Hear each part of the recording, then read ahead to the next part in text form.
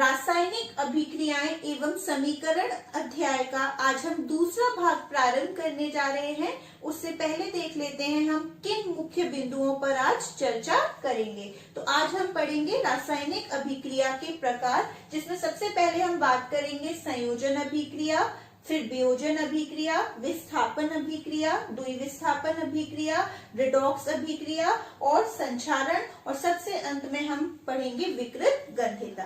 तो आइए इस भाग को प्रारंभ करते हैं। संयोजन अभिक्रिया, इसका मैंने आपको दूसरा नाम क्या बताया था? योगात्मक अभिक्रिया। तो इस अभिक्रिया में दो या दो से अधिक सरल अभिकारक आपस में संयोग कर एक जटिल उत्पाद बनाते हैं। तो वही लिखा है यहाँ, इस अभिक्रिया में दो या दो से अधिक पदार्थ संयोग करके नए पदार्थ बनाते हैं। अगर हम उदाहरण की बात करें तो जैसे कोयले का दहन, कोयला आपका क्या है? कार्बन सी, और दहन में हमारी कौन सी गैस सहायक होती है? ऑक्सीजन। दोनों ने संयोग किया और क्या बना लिया? कार्बन डाइऑक्साइड, जो इन अभिकारक की तुलना में कैसा है? थोड़ा जटिल। अब दूसरा उदाहरण भी लिख सकते हैं जो मैंने आपको इससे पहले वाले भाग में बताया था। मैग्नीशियम और ऑक्सीजन के संयोग से क्या बन रहा था? Magnesium oxide. दूसरी हमारी अभिक्रिया है वियोजन अभिक्रिया। ये वे अभिक्रिया है जिसमें एकल अभिकारक टूटकर छोटे छोटे उत्पाद प्रदान करता है। यानी ये वियोजन अभिक्रिया बिल्कुल संयोजन अभिक्रिया की क्या है? विपरीत, क्योंकि वियोजन में क्या हो रहा है? एक जो जटिल अभिकारक है वो छोटे छोटे सरल उत्पाद में टूट रहा है। तो ये आपकी एनसीईआरटी की पुस्तक का क्वेश्चन भी है कि वियोजन अभिक्रिया को संयोजन अभिक्रिया के विपरीत क्यों कहा जाता है। तो मुझे उम्मीद है आपको अंतर समझ आ गया होगा। तो वही ये लाइन लिखी हुई है, वियोजन अभिक्रिया को संयोजन अभिक्रिया के विपरीत कहा जाता है। यहाँ क्या हुआ? जो जटिल चीज है वो निर्मित हुई सरल अभिकारक से जुड़कर, और यहाँ पर क्या हुआ वियोजन में कि जो एक जटिल अभिकारक है वो सरल उत्पादों में टूट गया। अब टूटने के लिए किसी चीज को कोई ऊर्जा चाहिए, तो वो ऊर्जा हम उसको तीन प्रकार से दे सकते हैं। ऊष्मा दे सकते हैं, उसमें हम विद्युत धारा प्रवाहित करवा सकते हैं, या फिर प्रकाश की ऊर्जा भी दे सकते हैं। तो उसी आधार पर हमारी वियोजन अभिक्रियाएं तीन प्रकार की होती हैं: ऊष्मीय वियोजन, विद्युत अपघटनी वियोजन और प्रकाश द्वारा वियोजन। नाम से ही पता चल रहा है ऊष्मीय वियोजन, यानी यहाँ पर वियोजन किसकी सहायता से हो रहा है? ऊष्मा। तो वही लिखा है, ऊष्मा के द्वारा किया गया वियोजन। विद्युत अपघटनी यानी विद्युत धारा दी जा रही है जिसके कारण से हमारा जो वियोजन है वो संपन्न हो रहा है। तो वही लिखा है, विद्युत धारा प्रवाहित करने पर वियोजन। और प्रकाश द्वारा वियोजन मतलब जो सूर्य का प्रकाश है उसकी सहायता से वियोजन हो रहा है, सूर्य के प्रकाश द्वारा वियोजन। अब एक एक कर हम इन तीनों प्रकार के उदाहरण देख लेते हैं। बहुत इंपॉर्टेंट है ये टॉपिक, आपके एनसीईआरटी का भी क्वेश्चन है। उन वियोजन अभिक्रियाओं का उदाहरण लिखिए एक एक जिसमें ऊष्मा, विद्युत और प्रकाश का प्रयोग हुआ है। तो यहीं पर आपको उसका आंसर मिलेगा। ऊष्मीय वियोजन का पहला उदाहरण है कैल्शियम कार्बोनेट, जिसे हम चूना पत्थर CaCO3 भी कहते हैं। इस पर जब ऊष्मा का प्रभाव पड़ेगा तो क्या होगा? ये हमारे सरल उत्पाद में टूट जाएगा, और सरल उत्पाद क्या बनेंगे? CaO कैल्शियम ऑक्साइड, और एक गैस निकलेगी, कौन सी? Carbon dioxide. ये चिन्ह आप समझ गए होंगे जो नीचे से ऊपर जा रहा है, क्या बता रहा है कि यहाँ गैस उत्पन्न हुई है। यहाँ पर ऊष्मा आप लिख भी सकते हैं या फिर ऐसे त्रिभुज भी बना सकते हैं, दोनों का मतलब एक ही है। दूसरा उदाहरण देखें तो फेरस सल्फेट FeSO4, इसके हरे रंग के क्रिस्टल होते हैं चीनी के दाने की तरह। अगर हम इस पर ऊष्मा का प्रभाव करवाएं तो हमारा क्या उत्पन्न होगा? Fe2O3 फेरिक ऑक्साइड, जिसका भूरा रंग है, और साथ में दो गैसें उत्पन्न होंगी, सल्फर डाइऑक्साइड SO2 और SO3 सल्फर ट्राई ऑक्साइड। देखिए ये आपको अभिक्रिया संतुलित करना बहुत आवश्यक है। आप कोशिश करें जब भी कोई अभिक्रिया लिखें वो पूर्ण तरीके से संतुलित हो, क्योंकि संतुलन बहुत आवश्यक है। और क्यों आवश्यक है वो हम पहले भाग में पढ़ चुके हैं। अब हमारा तीसरा उदाहरण है लेड नाइट्रेट PbNO3 का होल ट्वाइस। इसके क्रिस्टल कैसे होते हैं? रंगहीन। अगर इस पे ऊष्मा का प्रभाव पड़ेगा तो क्या होगा? ये PbO लेड ऑक्साइड पीला रंग है जिसका, और हमारा क्या निर्मित होंगी? दो गैस, ऑक्सीजन गैस और NO2 नाइट्रोजन डाइऑक्साइड गैस, जिसका वजह से जब ये अभिक्रिया संपन्न होती है तो भूरे रंग का धुआं उसमें निकलता है। बहुत इंपॉर्टेंट है कि इस अभिक्रिया में भूरे रंग का धुआं क्यों निकल रहा है?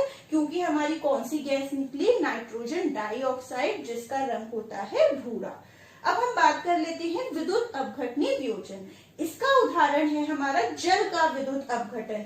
हमने जल 2H2O मतलब H2O ही लिखते हैं पहले, फिर हमने उस पर विद्युत धारा प्रवाहित करवाई तो हमारा क्या बना? हाइड्रोजन गैस और ऑक्सीजन गैस। इसको संतुलित करने के लिए हमें यहाँ भी 2 लगाना पड़ा और यहाँ भी। अब आपके एनसीईआरटी का क्वेश्चन है कि जब हम जल का विद्युत अपघटन करते हैं तो एक गैस हमें दूसरी गैस की तुलना में दुगनी मिलती है। वो गैस कौन सी है और क्यों दुगनी मिलती है? अब आप गौर से इस अभिक्रिया को देखिए। अगर मैं यहाँ 2 नहीं लगाती तो बनती तो हमारी हाइड्रोजन और ऑक्सीजन गैस ही, लेकिन फिर ये रिएक्शन क्या हो जाती? हमारी अभिक्रिया असंतुलित हो जाती। इसको संतुलित करने के लिए हमें यहाँ 2 लगाने पड़े। तो आप देख पा रहे हैं जल के 2 आयतन से 2 आयतन हाइड्रोजन गैस के मिले और 1 आयतन हमें ऑक्सीजन गैस का मिला। यानी कौन सी गैस हमें दुगनी मिली? हाइड्रोजन। और क्यों मिली?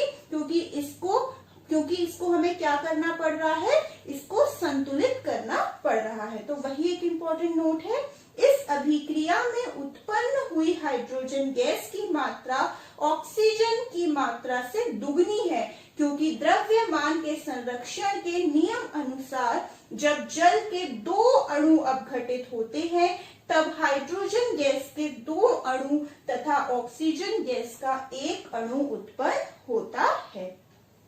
तीसरा हमारा प्रकार क्या था? प्रकाश द्वारा वियोजन। यहाँ पर उदाहरण है हमारा सिल्वर क्लोराइड, जिसका कैसा रंग है? श्वेत रंग है। इस पर अगर सूर्य के प्रकाश का प्रभाव होगा तो हमें क्या मिल जाएगा? सिल्वर। और कौन सी गैस निकलेगी? क्लोरीन। सिल्वर जिसका कैसा रंग है? धूसर, जो हमारा ग्रे रंग होता है ना, स्लेटी रंग, बिल्कुल वही। और इस अभिक्रिया का प्रयोग किसमें किया जाता है? जो ब्लैक एंड व्हाइट फोटोग्राफी होती है उसी में। तो वही इंपॉर्टेंट नोट लिखा हुआ है।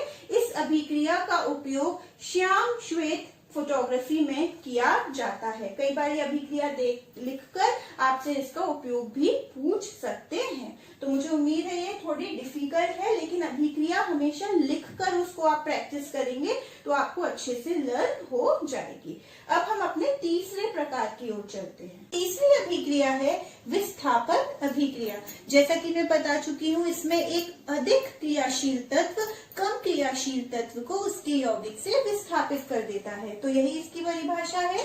इस अभिक्रिया में अधिक क्रियाशील तत्व कम क्रियाशील तत्व को उसके यौगिक से विस्थापित कर देते हैं। लेकिन अब सवाल उठता है कि हमें पता कैसे पड़ेगा कि कौन अधिक क्रियाशील है और कौन कम क्रियाशील है? इसके लिए एक सक्रियता श्रेणी होती है।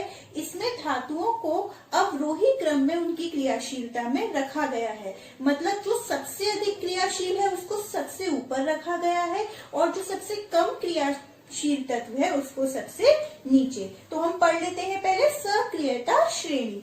यह वह सूची है जिसमें धातुओं की क्रियाशीलता को अवरोही क्रम में व्यवस्थित किया गया है। और वो श्रेणी कुछ इस प्रकार है। सबसे पहले पोटेशियम, फिर sodium, calcium, magnesium, aluminium, zinc, iron, tin, lead, hydrogen, copper, mercury, silver और गोल्ड। ये सब उसके प्रतीक हैं। और सबसे ऊपर यानी जो पोटेशियम है वो सबसे अधिक क्रियाशील है और जो सबसे नीचे गोल्ड है वो सबसे कम क्रियाशील तत्व है। लेकिन अब इसको इसी सीक्वेंस में याद करना बहुत डिफिकल्ट है। कुछ हमसे गलती हो सकती है, आयरन ऊपर आ जाए, जिंक नीचे आ जाए, तो इसलिए आपको थोड़ा सा इजी रहे ये याद करने में। तो हमने एक शॉर्ट ट्रिक बनाई है केदारनाथ का माली आलू जरा फीके से पकाता है क्योंकि हर अलग आलू, जैसे केदारनाथ तो के ले लिया क्योंकि के किसका प्रतीक है, पोटेशियम, नाथ Na यानी सोडियम का प्रतीक हो गया। इसी तरीके से ये लिया है का Ca, तो आप देखेंगे शायद इससे आपको ये सक्रियता श्रेणी आसानी से लर्न हो पाए। अब हम इसके कुछ उदाहरण देख लेते हैं विस्थापन अभिक्रिया के, जो किसकी मदद से सॉल्व हो पाएंगे, हमारे सक्रियता श्रेणी। जैसा कि पहला उदाहरण है आपका CuSO4 कॉपर सल्फेट, जिसका क्या रंग है, नीला रंग। जब ये जिंक के साथ अभिक्रिया करता है तो देखते हैं क्या होता है। आप अभी उत्पाद मत देखिए, केवल अभिकारक देखिए। इसमें दो तत्व कौन से हैं, एक आपका कॉपर है, एक आपका जिंक है। अब कॉपर और जिंक को हम सक्रियता श्रेणी में देख लेते हैं कौन कहाँ बैठा है। कॉपर हमारा यहाँ बैठा हुआ है और जिंक हमारा यहाँ है। कौन ज्यादा क्रियाशील तत्व है, जिंक। तो जिंक क्या करेगा, कॉपर को उसकी जगह से विस्थापित कर देगा और क्या बना लेगा, जिंक सल्फेट और कॉपर। जिंक सल्फेट जो रंगहीन है, कॉपर यानी लाल भूरा रंग। दूसरा हम उदाहरण देख लेते हैं CuSO4 को, जब हमने उसमें आयरन लोह की कोई कील डाली तो हमारा क्या हुआ, अब कॉपर तो यहाँ है, आयरन की जगह क्या है, ये। तो आयरन क्या है, लोह हमारा ज्यादा क्रियाशील तत्व है, तो वो उसको क्या कर देगा, उसकी जगह से विस्थापित कर देगा और हमारा क्या बना लेगा, FeSO4 फेरस सल्फेट, जो हम पढ़ चुके हैं, जिसका रंग कैसा होता है, हरा, और कॉपर अलग चला जाएगा। आपकी एनसीईआरटी का क्वेश्चन है कि जब हम कील को कॉपर सल्फेट के विलयन में डालते हैं तो रंग में परिवर्तन क्यों आता है और कैसा परिवर्तन आता है। तो कौन से कैसे रंग में परिवर्तन आया, कॉपर सल्फेट जिसके शुरुआत में रंग क्या था, नीला, और बाद में रंग कैसा हो जाता है, हरा। क्यों हो रहा है, क्योंकि यहाँ पे आयरन अधिक क्रियाशील है जो कॉपर को क्या कर देता है, विस्थापित। तो यही हमारा एक इम्पोर्टेंट नोट बन जाता है। जब लोहे की कील को कॉपर सल्फेट के विलयन में डुबोया जाता है तो लोहे द्वारा कॉपर के विस्थापन के कारण फेरस सल्फेट का निर्माण होता है, जिसका रंग हरा होता है। बहुत इंपॉर्टेंट है। और जब आप इसको सॉल्व करेंगे इस आंसर को, उसके साथ अभिक्रिया देना बिल्कुल ना भूलें। अभिक्रिया लिखेंगे तभी आपका वो आंसर की प्रेजेंटेशन अच्छी होगी। अब हमारा चौथा प्रकार है द्विविस्थापन अभिक्रिया। यहाँ क्या हो रहा था, अभिकारकों के आयनों में क्या हो रहा था, अदला बदली हो रही थी, आदान प्रदान हो रहा था, जिस कारण अवक्षेप बन रहा था, और इसीलिए इस अभिक्रिया का एक और नाम था अवक्षेपण अभिक्रिया। ये वे अभिक्रिया है जिसमें अभिकारकों के बीच आयनों के आदान प्रदान से अवक्षेप का निर्माण होता है, जैसे Na2SO4 सोडियम सल्फेट और BaCl2 बेरियम क्लोराइड। जब इन दोनों ने अभिक्रिया की तो क्या बन गया, एक तो हमारा NaCl सोडियम क्लोराइड, और जो अवक्षेप बनकर आ गया वो किसका आया, BaSO4, जिसका रंग क्या है, श्वेत। यहाँ पर आप चाहें तो हम एक और उदाहरण दे सकते हैं, जो मैंने आपको अवक्षेप का बनना जो लक्षण में बताया था। तो इस तरीके से आपके यहाँ दो उदाहरण हो गए। एक क्वेश्चन है आपका एनसीईआरटी की बुक का कि विस्थापन और द्विविस्थापन अभिक्रिया में क्या अंतर है, सउदाहरण समझाइए। तो मुझे लगता है आपका वो क्वेश्चन यहाँ क्लियर हो गया। आप उसकी परिभाषा लिखकर एक एक उदाहरण से अपने आंसर को लिख सकते हैं। अब हमारा आखिरी प्रकार बचा है रिडॉक्स अभिक्रिया, तो आइए उसको शुरू करते हैं। हमारी आखिरी प्रकार की अभिक्रिया है रिडॉक्स अभिक्रिया, जिसे हम एक और नाम से जानते हैं उपचयन व अपचयन अभिक्रिया। तो इसकी परिभाषा मैं बताऊं इससे पहले हम उपचयन व अपचयन का मतलब समझ लेते हैं। उपचयन को इंग्लिश में कहते हैं ऑक्सीडेशन और अपचयन को इंग्लिश में कहते हैं रिडक्शन। उपचयन यानी ऑक्सीजन का जुड़ना किसी तत्व में, और अपचयन का मतलब ऑक्सीजन का हटना किसी यौगिक से। यहाँ O जुड़ रहा है, यहाँ O हट रहा है। एक मतलब और है उपचयन का, किसी यौगिक से हाइड्रोजन का हटना, और यहाँ पर किसी तत्व में हाइड्रोजन का जुड़ना। मतलब उपचयन में बेसिकली हो क्या रहा है, O जुड़ रहा है और यहाँ से O हट रहा है। यहाँ कौन हट रहा है, H हट रहा है और यहाँ कौन जुड़ रहा है, H जुड़ रहा है यानी हाइड्रोजन। एक और मतलब होता है उपचयन का, धातु का हटना और अपचयन में धातु का जुड़ना। अगर इन तीनों में से कोई भी क्रिया हो रही है तो वो आपका क्या कहलाएगा, उपचयन, और इन तीनों में से अगर कुछ भी हो रहा है अभिक्रिया में तो वो क्या कहलाएगा, अपचयन। तो रेडॉक्स अभिक्रिया वही अभिक्रिया है जिसमें एक अभिकारक का क्या होता है, उपचयन, और दूसरे अभिकारक का क्या होता है, अपचयन। परिभाषा देख लेते हैं। ये वे अभिक्रिया है जिसमें एक अभिकारक का उपचयन तथा दूसरे अभिकारक का अपचयन होता है। अब हम इसको उदाहरण से समझ लेते हैं। बहुत इंपॉर्टेंट है, आपकी एनसीईआरटी की बुक में इसके कई क्वेश्चन हैं। जैसे कोई भी अभिक्रिया है CuO प्लस H2 और बना क्या, Cu प्लस H2O। देखिए हम हमेशा यहाँ पे बाईं ओर से दाईं ओर चलेंगे, यानी अभिकारक से उत्पाद की तरफ। CuO से हमने देखा क्या बना, Cu, मतलब कि O क्या हुआ, हटा या जुड़ा, O हट गया, और O के हटने को हम क्या कहते हैं, अपचयन। तो यहाँ हम क्या लिख देंगे, अपचयन। ये हमारा क्या हुआ, अपचयन। अब H2 से हमारा क्या बना, H2O, यानी क्या हुआ, O हमारा जुड़ गया, और O के जुड़ने को हम क्या कहते हैं, उपचयन। उम्मीद है मुझे क्लियर कि आप लोगों को ये क्लियर हो गया होगा। यहाँ से O हटा इसलिए अपचयन, और यहाँ पे O जुड़ा इसलिए ये उपचयन। यानी हाइड्रोजन का यहाँ इस अभिक्रिया में क्या हुआ, उपचयन, और CuO इसका क्या हुआ, अपचयन। एक और अभिक्रिया आपके सामने लिखी हुई है, देखिए आप, PbO से हमारा क्या बना, Pb। तो देखिए एरो कैसे जा रहा है, इस तरफ से लेके इस तरफ तक। तो O क्या हुआ, यहाँ पे O हटा, और O के हटने को हम क्या कहते हैं, अपचयन। और यहाँ क्या हुआ, हमारा C से CO2 बना, यानी ऑक्सीजन जुड़ गया, और ऑक्सीजन के जुड़ने को हम क्या कहते हैं, उपचयन। एक बात मैं बताना चाहूंगी, कई बच्चे जब कार्बन मोनोऑक्साइड या कार्बन डाइऑक्साइड लिखते हैं तो वो ये ऐसे लिख देते हैं, दिस इज कम्प्लीटली रॉन्ग।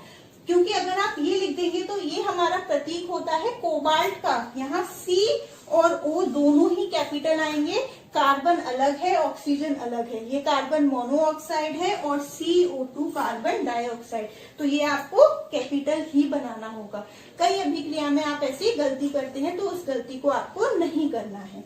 एक और उदाहरण देख लेते हैं, Na प्लस O2 क्या बना, Na2O। फिर हम यहीं से चलते हैं अभिकारक से उत्पाद की तरफ, क्या हुआ, Na से Na2O, यानी ऑक्सीजन जुड़ गया।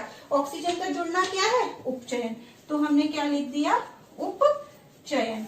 अब O2 से क्या बना, Na2O, यानी कि धातु जुड़ गई। सोडियम धातु है और धातु का जुड़ना हमारा क्या कहलाता है, अपचयन। तो इस अभिक्रिया में Na का क्या हुआ, उपचयन, और ऑक्सीजन का क्या हुआ, आपका अपचयन। तो यहाँ पर पांचों प्रकार की अभिक्रिया खत्म हो गई है। अब आपकी एनसीईआरटी की बुक का केवल 2 टॉपिक बचते हैं, संक्षारण और विकृत गंधिता। तो आइए एक एक करके अब उसको पढ़ते हैं। आइए पहले संक्षारण के विषय में पढ़ लेते हैं। संक्षारण वह प्रक्रिया है जिसमें कोई धातु एक समय के बाद गलने लगती है। अक्सर आपने देखा होगा कि अगर हम लोहे की कोई भी धातु या लोहे के कोई भी बर्तन या कोई भी हम कील अगर थोड़े वक्त के लिए बाहर खुले में छोड़ देते हैं तो उसमें एक समय के बाद जंग लगने लगती है।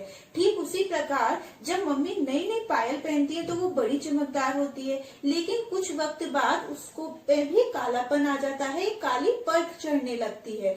इवन हम जो भगवान जी की पूजा करते हैं उनकी जो तांबे की घंटी होती है उसमें भी एक हरी परत अक्सर बन जाती है, जिससे क्या होता है, इन तीनों ही प्रक्रिया में हमारी धातु गल रही है वायु नमी के संपर्क में आने पर। तो ये कौन सी प्रक्रिया है, संक्षारण। अगर लोहे के केस में ये है तो उसको हम जंग लगना कह देते हैं, और अन्य धातु सभी धातुओं में मिलाकर ये एक प्रक्रिया के नाम से जाता है संक्षारण।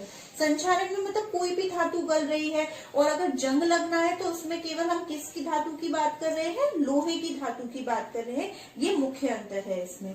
तो हम परिभाषा देख लेते हैं संक्षारण की, क्योंकि एनसीईआरटी में आपका एक क्वेश्चन है कि संक्षारण और विकृत गंधिता पर एक संक्षिप्त में टिप्पणी कीजिए। तो संक्षारण क्या है, जब कोई धातु अपने आसपास अम्ल नमी आदि के संपर्क में आती है तब ये संचरित होने लगती है, मतलब अर्थात गलने लगती है। इस प्रक्रिया को संक्षारण कहते हैं। जैसे चांदी के ऊपर काली परत, वो काली परत किसकी होती है? Ag2S चढ़ना। जब आप धातु अधातु पाठ पढ़ेंगे वहां आपको इन सब की अभिक्रिया भी पढ़ना होगा। चांदी हमारी सिल्वर Ag, और वायुमंडल में हमारी एक और गैस होती है H2S हाइड्रोजन सल्फाइड। तो ये सिल्वर उस H2S से अभिक्रिया करके कौन सी चीज बना लेती है? सिल्वर सल्फाइड Ag2S, जिसका रंग कैसा होता है? काला, इसीलिए वो पायल जो चमकदार है वो कैसी दिखने लगती है? हमें काली। ठीक उसी प्रकार तांबे के ऊपर कैसी परत लग जाती है? हरी परत। वो हरी परत किसकी होती है?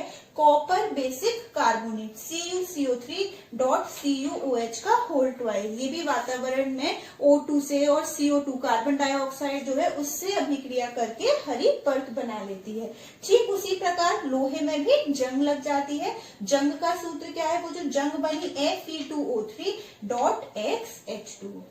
अब इस संक्षारण से बचाने के लिए हम लोहे के वस्तु पे अक्सर क्या करते हैं? आपने दरवाजे जो लोहे के हैं, जो खिड़कियां हैं, अक्सर पेंट कर देते हैं। पेंट क्यों कर देते हैं? जिससे उस धातु की थोड़ी उम्र बढ़ जाए, वो जल्दी गले ना। क्योंकि पेंट करने से क्या होगा? जो धातु की सतह है वो सीधे वायुमंडल की संपर्क में आने से बच जाएगी। तो यही आपका एक एनसीईआरटी का क्वेश्चन है कि लोहे की वस्तुओं पर हम पेंट क्यों करते हैं।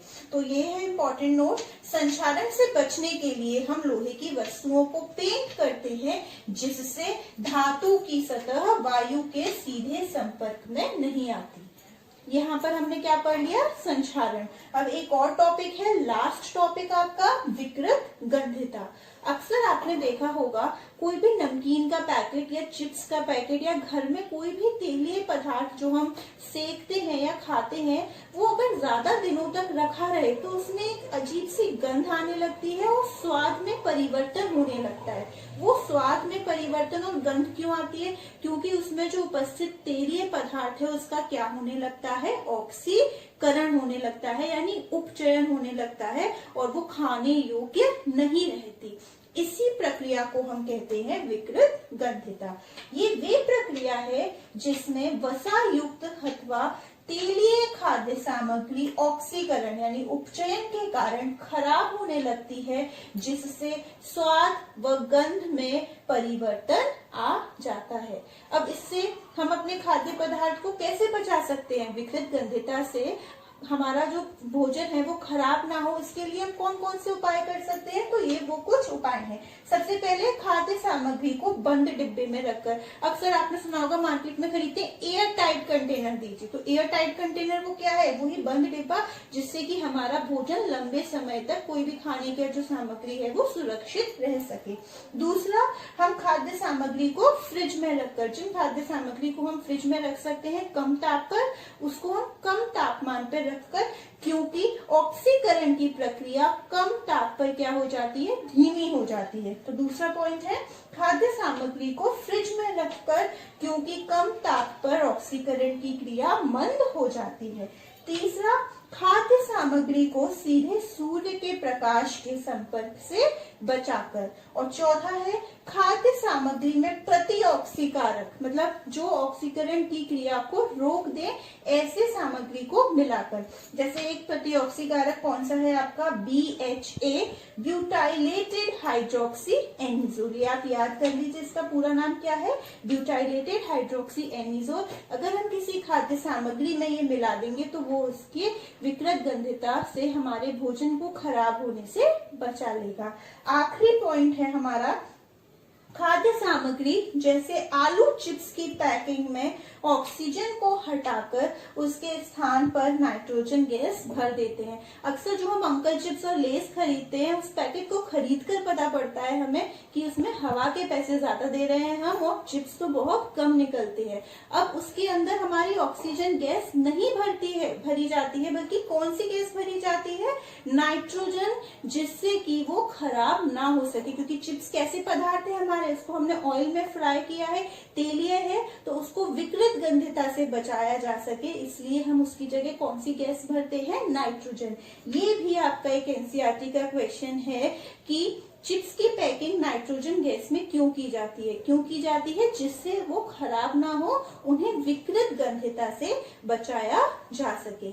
इसके बाद आपकी एनसीईआरटी का एक क्वेश्चन है कि एक कोई तत्व है, कोई धातु है चमकदार, उसको जब हम वायु में गर्म करते हैं तो एक काले रंग का यौगिक बन रहा है। वो तत्व कौन सा है और उसकी अभिक्रिया लिखिए। तो वो चमकदार तत्व आपका कौन सा है? कॉपर। और जब उसको हम ऑक्सीजन के साथ अभिक्रिया कराते हैं, जलाते हैं, तो एक काला रंग का जो बनता है वो क्या है? आपका कॉपर ऑक्साइड CuO। तो आपका ये क्वेश्चन भी सॉल्व हो गया। मुझे उम्मीद है कि यहाँ पर आपका एनसीईआरटी के ऑलमोस्ट ऑल क्वेश्चंस आपके कवर हो गए हैं। एनसीईआरटी पुस्तक में जितने भी क्वेश्चन दिए हैं वो इस चैप्टर के सारे नोट्स में ज्यादा से ज्यादा कवर हो गए हैं। मैंने इंपॉर्टेंट नोट्स में जो पॉइंट लिखवाए हैं वहां उन क्वेश्चंस को सॉल्व करने में आपको उससे काफी मदद मिलेगी। अब हम जल्दी से क्विक रिवीजन कर लेते हैं, क्योंकि हमारा पूरा पाठ रासायनिक अभिक्रियाएं एवं समीकरण खत्म हो गया है। सबसे पहले हमने पढ़ा था रासायनिक अभिक्रिया की परिभाषा, उसके बाद हमने पढ़ा था अभिकारक और उत्पाद। अभिकारक क्या थे? जो हम उल्टी तरफ लिखते थे, जो पदार्थ रासायनिक अभिक्रिया में भाग लेते थे, और उत्पाद जो हम दाईं तरफ सीधी तरफ लिखते थे, जो हमारे अभिक्रिया के फलस्वरूप प्राप्त होते थे। उसके बाद हमने पढ़े थे अभिक्रिया के लक्षण। क्या क्या लक्षण होते हैं, जिसमें मैंने आपको 5 लक्षण बताए थे और हर लक्षण का अलग से उदाहरण बताया था। उसके बाद हमने जो शुरू किया था, हमारा टॉपिक था रासायनिक समीकरण, जिसमें हमने पढ़ा था इसमें संतुलित और असंतुलित रासायनिक समीकरण क्या होता है। जब अभिकारक और उत्पाद दोनों तरफ तत्वों के परमाणुओं की संख्या बराबर होती है तो उसको हम क्या कहते हैं? संतुलित रासायनिक समीकरण। और संतुलित करना क्यों आवश्यक है वो भी मैंने आपको बताया था। उसके बाद कैसे संतुलन किया जाता है रासायनिक समीकरण को, हमने वो पढ़ा था। और फिर हम आए थे अपने रासायनिक अभिक्रिया के प्रकार, जिसमें मुख्य प्रकार को शुरू करने से पहले मैंने आपको ऊष्माक्षेपी और ऊष्माशोषी अभिक्रिया के बारे में बताया था। और उसके बाद हमने हमारी 5 प्रकार की रासायनिक अभिक्रियाएं शुरू की थी, जिसमें पहली थी संयोजन, फिर दूसरी वियोजन, तीसरी विस्थापन, चौथी द्विविस्थापन और 5वीं रिडॉक्स अभिक्रिया, जिसमें हमने 5 अभिक्रियाओं को सउदाहरण उनकी परिभाषा के साथ समझा था। और उसके बाद हमारा लास्ट टॉपिक था संक्षारण और विकृत गंधता। आइए अंत में इस भाग से संबंधित गृह कार्य देख लेते हैं, जिसमें आपको निम्न प्रश्नों के उत्तर हल करने हैं। पहला प्रश्न, एक द्विविस्थापन अभिक्रिया का उदाहरण लिखें। दूसरा, वियोजन अभिक्रिया को संयोजन अभिक्रिया के विपरीत क्यों कहा जाता है। तीसरा, लोहे की वस्तुओं को हम पेंट क्यों करते हैं। और लास्ट क्वेश्चन है, जब लोहे की कील को कॉपर सल्फेट के विलयन में डुबोया जाता है तो विलयन का रंग क्यों बदल जाता है। यहाँ हमने हमारा अध्याय रासायनिक अभिक्रियाएं एवं समीकरण को पूरा पढ़ लिया है। मुझे उम्मीद है आपको यह ठीक से समझ आ गया होगा। धन्यवाद।